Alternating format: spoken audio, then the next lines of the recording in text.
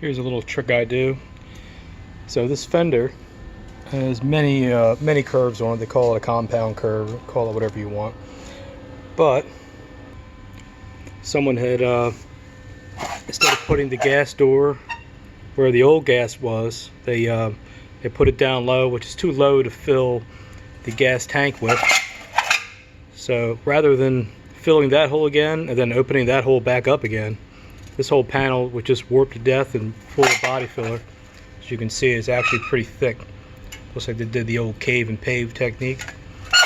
So to make this panel, it's relatively complicated, even though it doesn't look like it at first. When you try to make the part, it'll drive you mad if you don't have a couple tricks.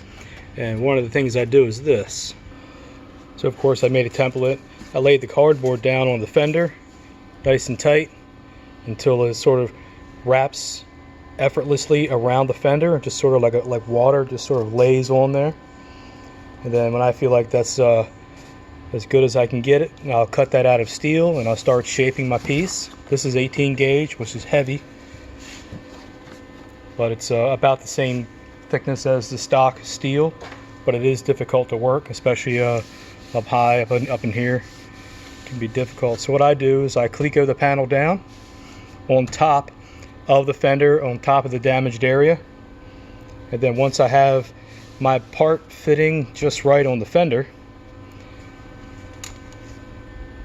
I'll use a thin cutting wheel. It's the thinnest one I could find, and I actually cut with the new panel on top of the fender, and this cleco down, I'll cut it right on the car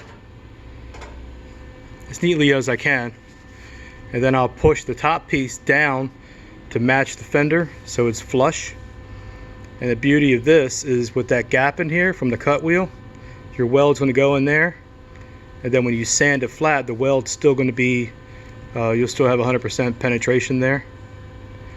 Then as you move along, you just take those clecos out one by one, and go up a few inches or down a few inches, just kind of work your way around until you get all the way to the end.